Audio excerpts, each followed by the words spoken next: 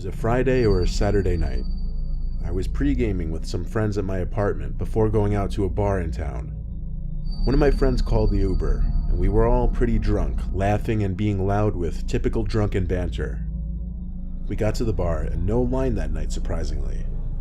At some point in the night, I asked for a girl's number who I'd been talking to. When I went into my pocket to get my phone, I realized I didn't have it on me.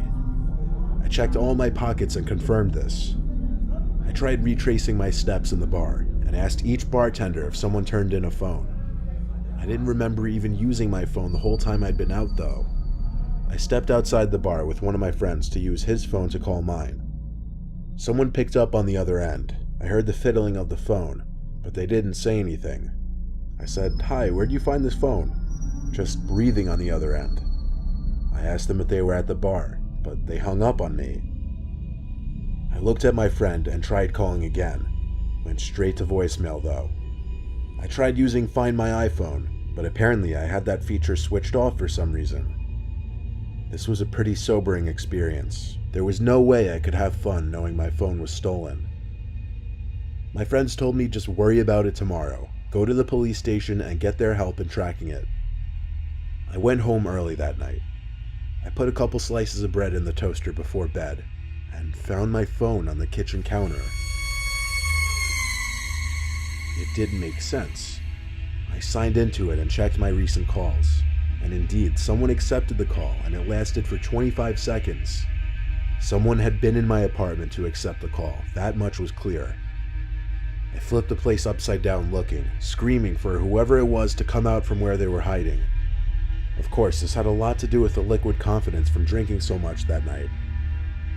I finally called the cops, but considering there was no real proof of any forced entry, and places to hide are basically non-existent in this apartment, they couldn't do anything besides a police report. Nothing seemed to be missing from my apartment, but going to sleep that night, knowing someone had been in my apartment, or even worse, might possibly have still been in there with me, was probably the most uncomfortable night of my life.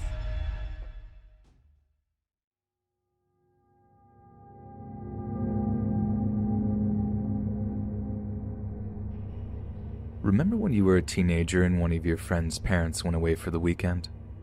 The excitement was palpable, right? In fact, I'm pretty sure when teenagers hear their parents say, "weekend away," a series of events are set in motion that will inevitably end with their family home being trashed by drunken pubescents. So back when I was 19, word came down that a friend of a friend was having a house party on a Friday night.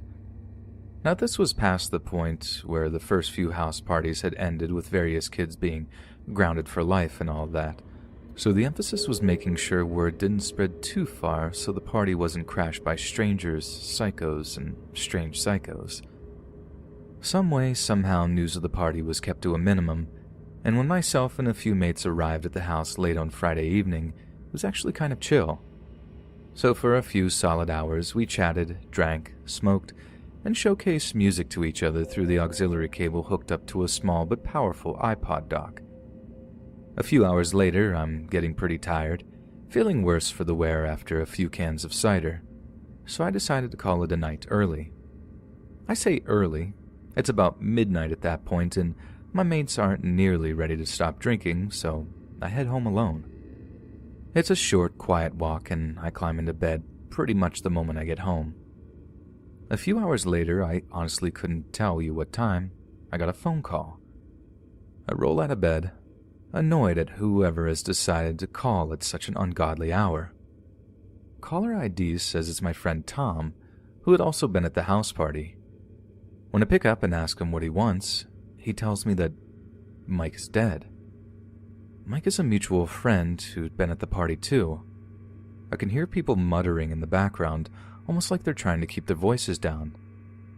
So my first thought is that it's a prank of some kind, and a bad one at that.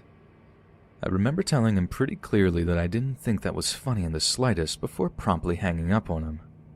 I got back into bed and fell back asleep. Since I had arrived home late pretty drunk and also had my sleep interrupted by that tasteless prank call, I slept in way late. I remember waking up briefly around 10 a.m., checking my phone and finding no missed calls or texts. That was what reassured me that it had indeed been an attempt at a crappy prank. If he was for real, surely Tom would have called or texted again. But he didn't, so yeah, I thought nothing of it. That wasn't until I was woken back up by a knock on my bedroom door. It was my mom with the kind of serious look on my face that I rarely saw, if ever. "Get downstairs right now," she hissed. When I asked why, she looked straight up angry. "Get out of bed right now. Put some bloody clothes on and go downstairs." I had no idea why I would be in trouble with her, so I was in an awful mood by the time I'd put some pants on and wandered downstairs into our family's TV room. In there, sitting on the couch, were two men, dressed very smartly in suits and ties. That's about the time that Tom's phone call flashed in my mind. There was no way these two could be connected, but as soon as they spoke, I knew what was happening. "Good morning. We're from Merseyside Police. Your mum said it would be all right if we had a word with you." I was 19, a legal adult. They knew well that they could just take me down to the station if they wanted to, but they didn't.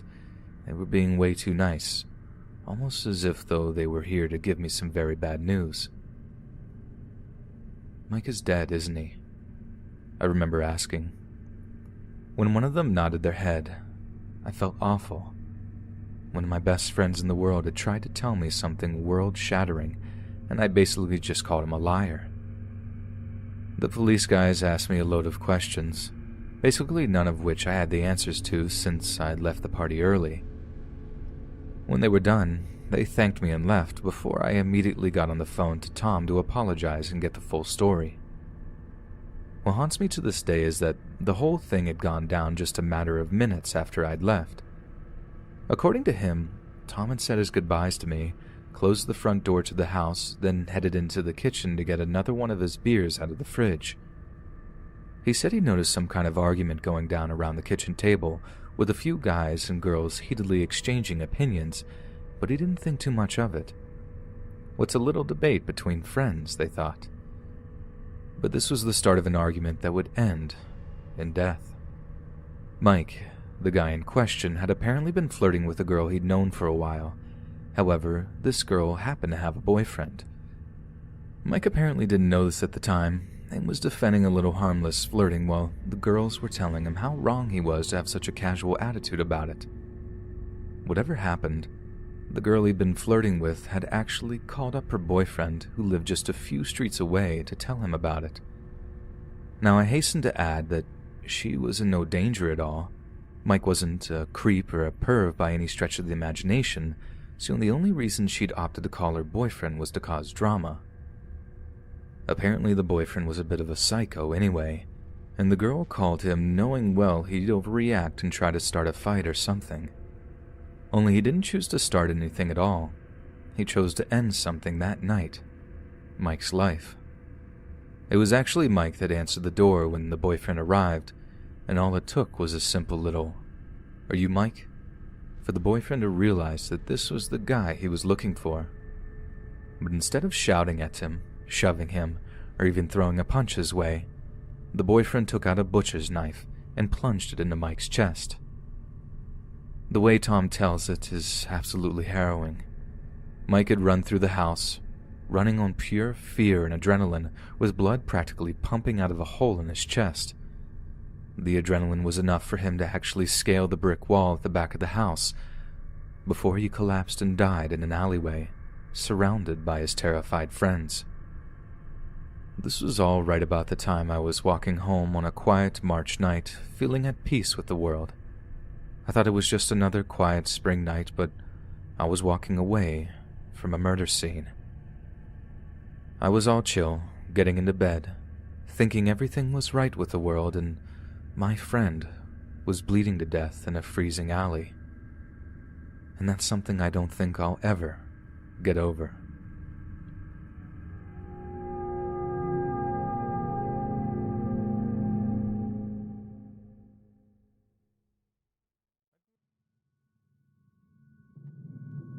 I'll never forget the time my friend Hal and I went camping.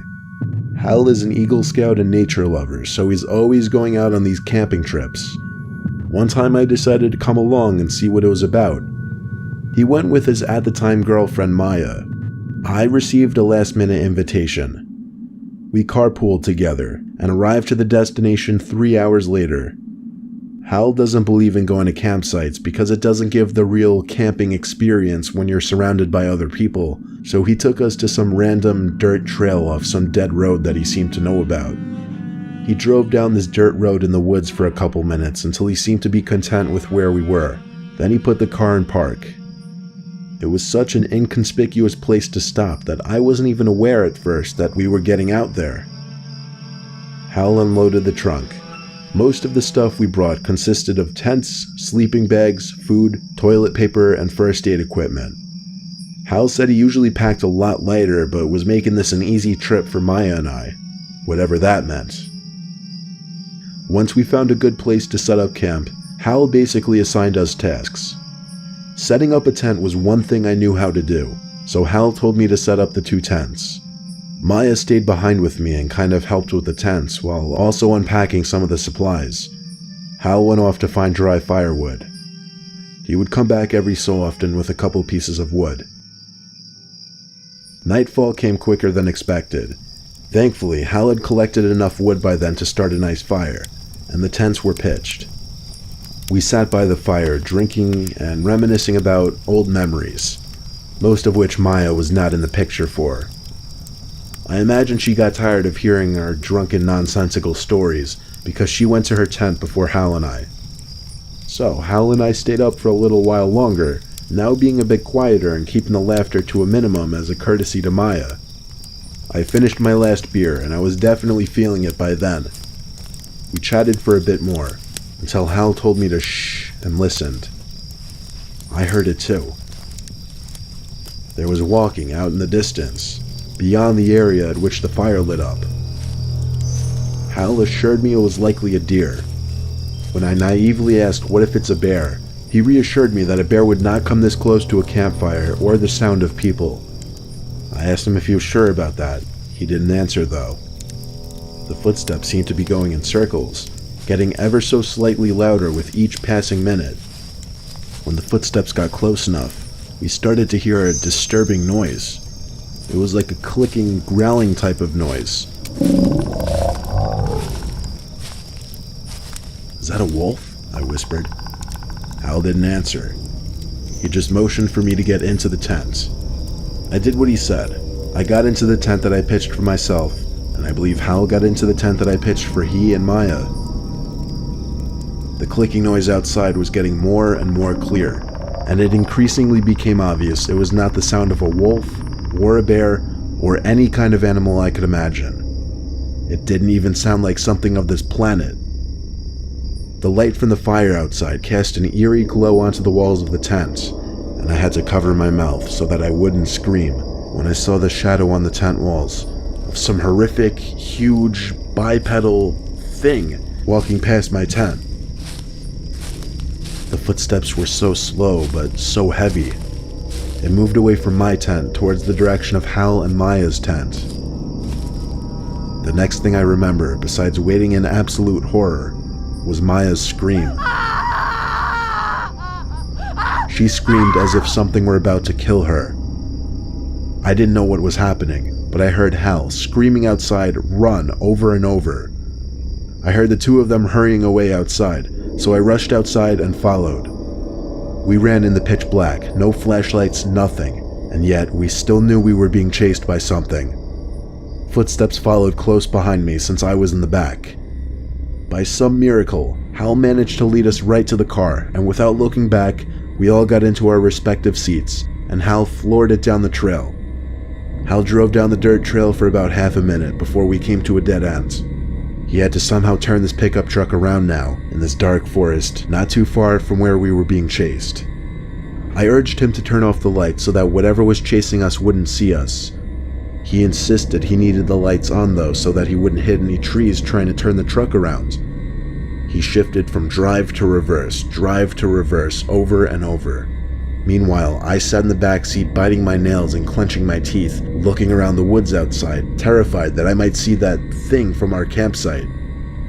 At long last, Hal got the truck completely turned around, and he once again stepped on it to get us out of that forest. We left everything at that campsite, at least $100 worth of equipment, but there was zero chance of us ever going back there. What caused Maya to scream was heavy breathing and something pushing into their tent, trying to rip it open. Hal still says he's never heard or seen anything like that in his life.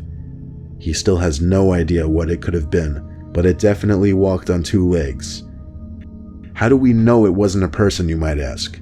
Simply because of its size and the noises it made.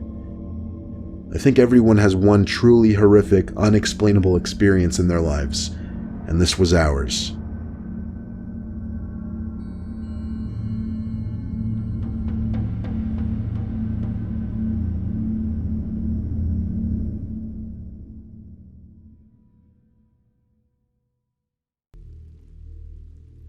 I was an underwater welder for almost a decade in the 90s. The job involved getting sent down to the bottom of the ocean, usually to repair damaged pipelines. Occasionally we'd work on oil rigs too, sometimes dams in the underbellies of ships. The pay was amazing, but you can probably guess why. Underwater welding was one of the most dangerous jobs in the world. Still is. The mortality rate is something like 40 times the national average. When you're working as an underwater welder, you have to be extremely careful. Things can go sour very quickly if you're not concentrating. The job comes with a whole plethora of risks. Decompression sickness, electrocution, drowning, getting crushed, cognitive problems, you name it. The scariest, however, is delta P. Essentially, it's when two bodies of water have dramatically different pressures.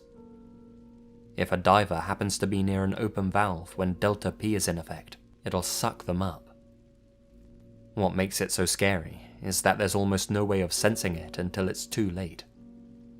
You can't see it, you can't feel it, but once it grabs you, that's your lot. Here's a video that shows how it works on an unsuspecting crab. Maybe you've even heard of the Dolphin Bell incident, where a guy got sucked through a small hole no more than the size of a clock face, expelling all his organs in the process. That was delta P. Now that I've painted that beautiful picture, on with my story.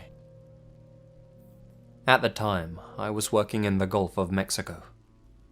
I was tasked with going down to the depths and clearing a blockage. Should have been pretty routine, something I could have easily done by myself. Instead, I got paired up with a newbie. The company wanted to get him more experienced. The newbie was a pretty nice guy. I talked with him a bit before we got in the water, asked him what made him choose this line of work. He said, pure chance. He'd been studying business at university and planned to go down that route with his life. During one of his tests, however, he came to a question that was 50-50. Not knowing what answer to pick, he flipped a coin. Turns out the coin betrayed him and gave him the wrong answer. He failed that test by 1 point and ended up getting kicked out of school.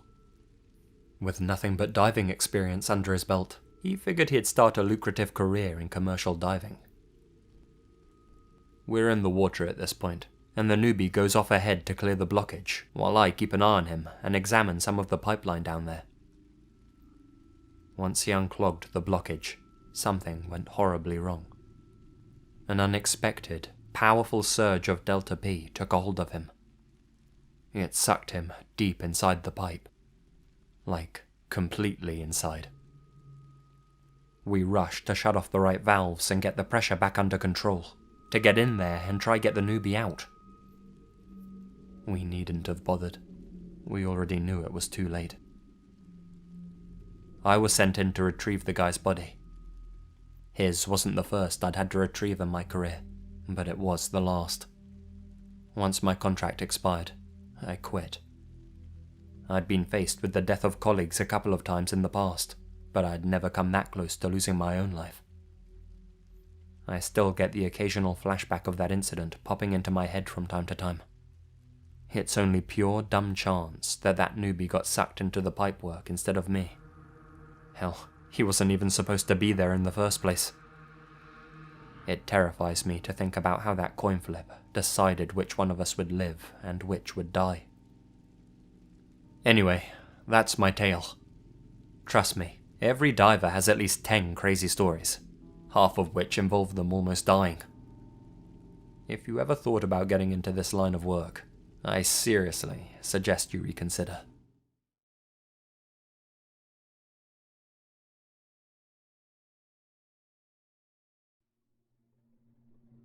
I was house sitting for my grandma one weekend while she went to Florida with some of her church friends.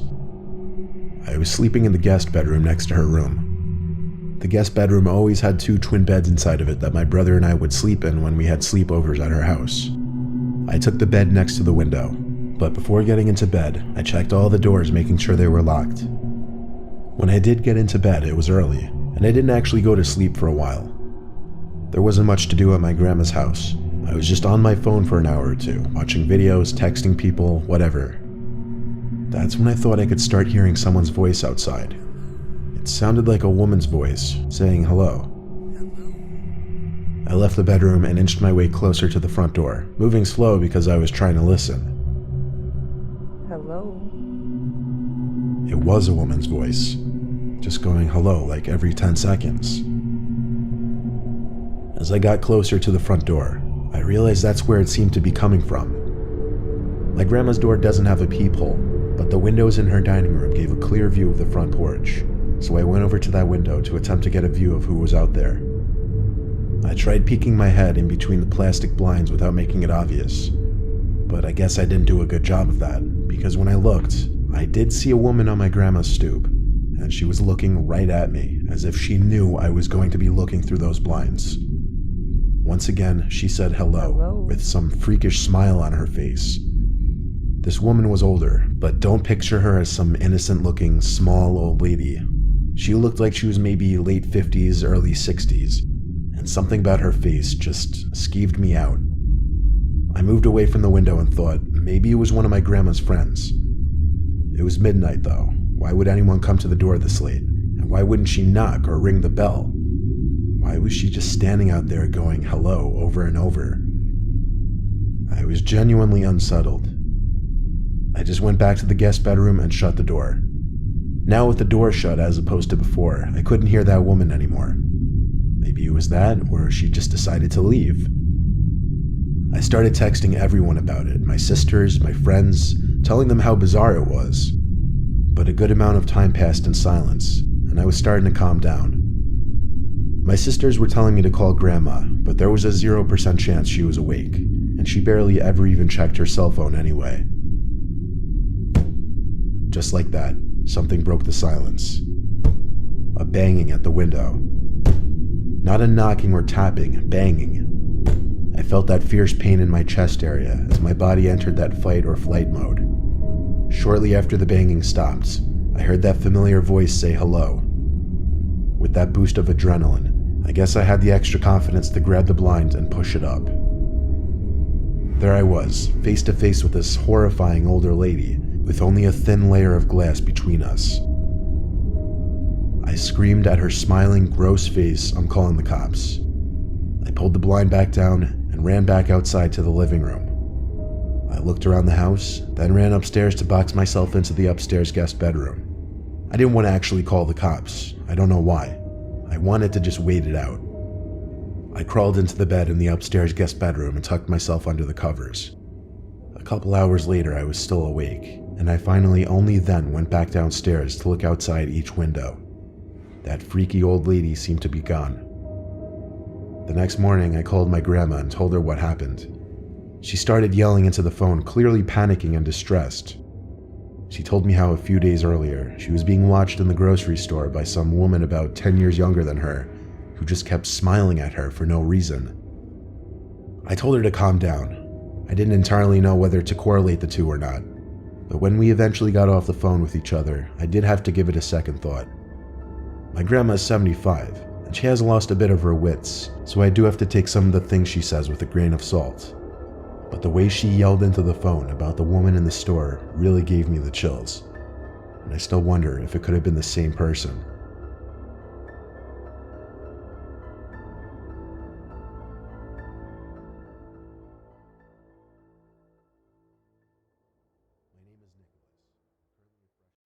I'm a woman who currently lives in the downtown area of a generally very safe city.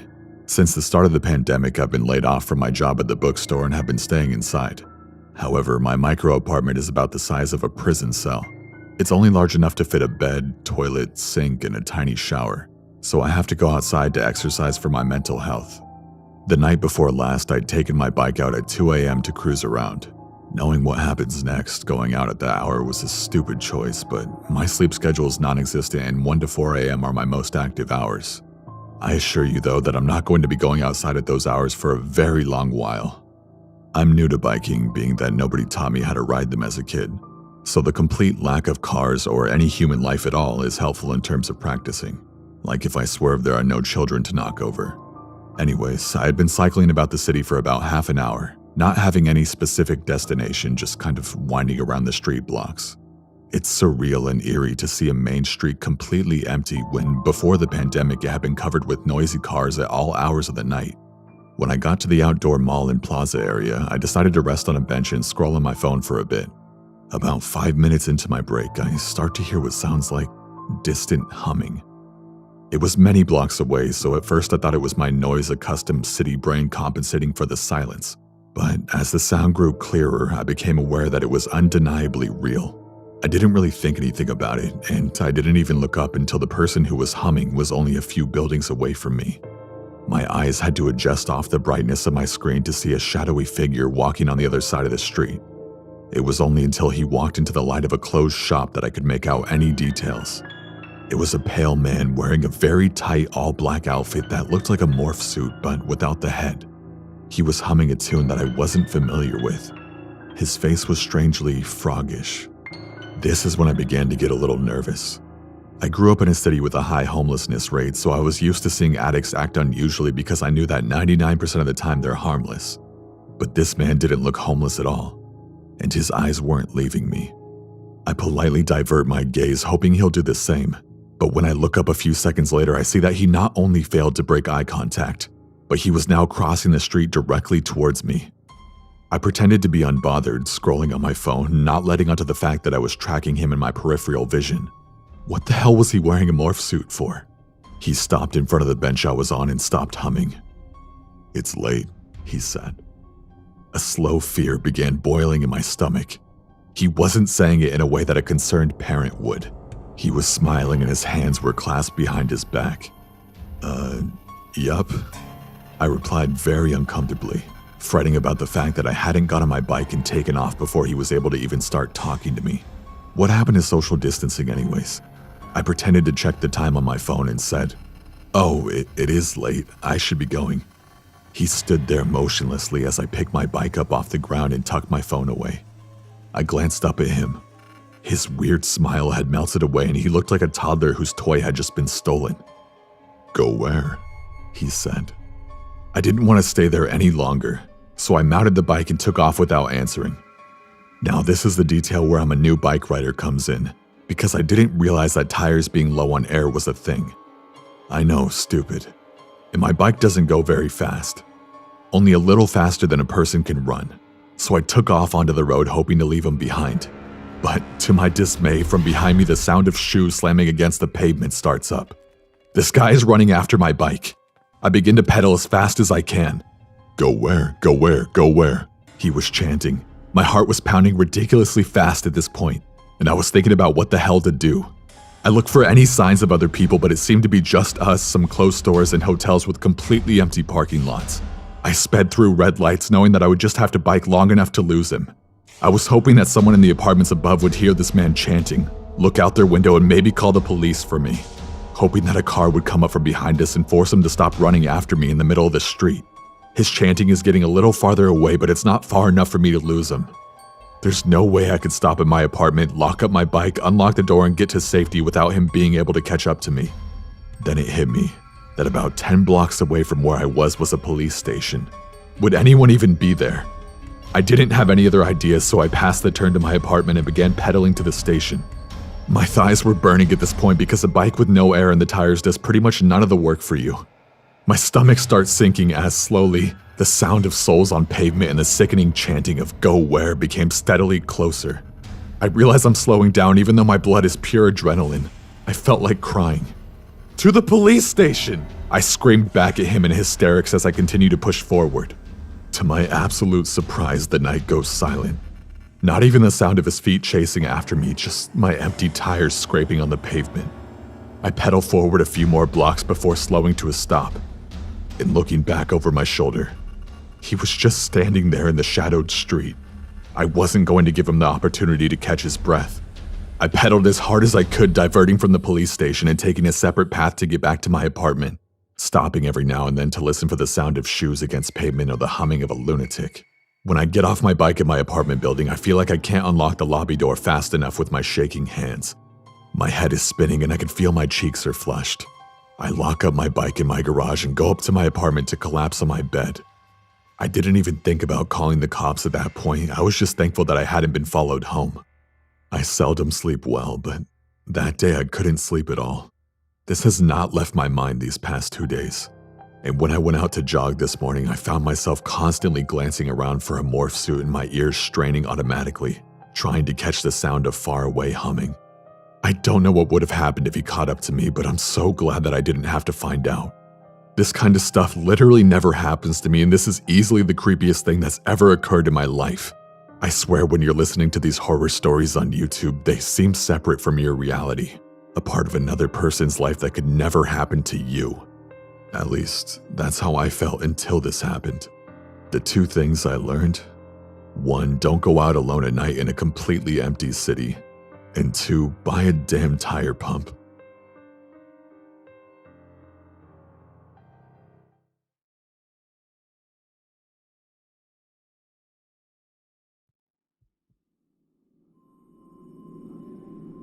I'm 24 years old, and I'm from a small town called Yarmouth in Nova Scotia, Canada. I keep my social circle very small, just my few friends and my coworkers really. I mention that as a point in saying I don't really know anyone who would be out to get me in any way. I browse Reddit a lot in my free time. I'm an active poster. There was this one night when I pulled up Reddit on my browser out of boredom that I had a new message. Not unusual, as I'd have people messaging me in reference to my posts quite often. It was a message request from some random account, a now deleted username. The message said, "Check your email, your spam folder specifically." I replied back, "Huh? Why, who's this?" In the meantime, I opened up my Gmail and went to the spam folder. There was one email that stuck out from the rest, titled in all caps, "I know who you are." I opened the email and it was basically a paragraph full of my personal information, including my full name, my Reddit password, my home address, along with threats. Basically, whoever sent the email was asking for a one-time payment of $5,000 through Bitcoin to a specific Bitcoin wallet address. My heart was basically in my throat. I had that terrible feeling of helplessness and like the entire world was collapsing in on me. The first thing I did was cover my webcam with a piece of tape. Secondly, I went back to Reddit to see if the user ever answered my message. They did not. I went to report the account on Reddit as quick as I could, as if that would even do anything though.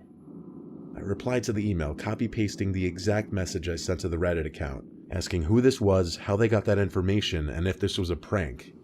I got an email back around 5 minutes later, in all capitals, saying, "No, it's not a prank. We have all your information, including where you live, so your best course of action is to do as we say and you'll never hear from us again." Obviously, I was not going to shell out $5,000. I don't even make a lot of money to begin with. I contacted all of my friends asking if it was any of them, like begging them to just come forward now before I'd call the police. None of them admitted to it, so given that I threatened calling the police, I knew it wasn't any of them. I tried to think of anyone at work who might have issues with me, but really I get along with everyone at work. I chalked it up to my password somehow being stolen by malware or a hacker, and through that they somehow got the rest of my information. The main question was, do I pay the money? And that was absolutely not happening. I forced myself to go to sleep and left my laptop off the whole next day. I used my desktop instead after getting home from work. I didn't sign into Reddit or anything though. I did, however, change my password on all other websites and apps on my phone. I finally signed into my laptop late that night because I was just so bored and curious. Curious but nervous to see if anything had changed and if I'd gotten any new emails. I signed on and everything on my computer still looked normal. So I went to Reddit and saw the user who messaged me was now deleted.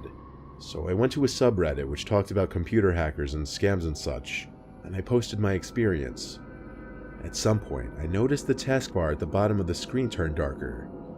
Curious, I minimized all my windows, and my desktop wallpaper was different. I knew right away what it was though. I recognized the outside of my bedroom window. The white frame of the outside windowsill was in the picture, and the flash of the camera also caught me laying in my bed sleeping. Some seconds later, a pop-up window appeared, along with the Windows error sound. Inside the pop-up error window was a message saying the word pay, with a winking face following it. I closed my laptop screen and forced the computer off by holding the power button. I also pulled my blinds down and called my parents. It was still early enough to do so. I told my dad over the phone that some hacker had my info, and he came right over with his truck to help me load any valuables I could think of into his truck to stay with them for a while. Before we drove off from my apartment, my dad yelled like a madman into the night sky, basically threatening whoever was hacking me. It was definitely a scene, but I was too preoccupied with worry to be embarrassed by it. I stayed with my parents for weeks and used my mom's computer when needed. I blocked that email address that sent me the original email. I finally got back to my apartment a few days ago. I'm still scared every night to hear a knock at my window or get another threatening email. I haven't brought it to the police yet, as I'm hoping it's all just a bluff still to get me to pay. I'm also hoping it's over and that they've given up.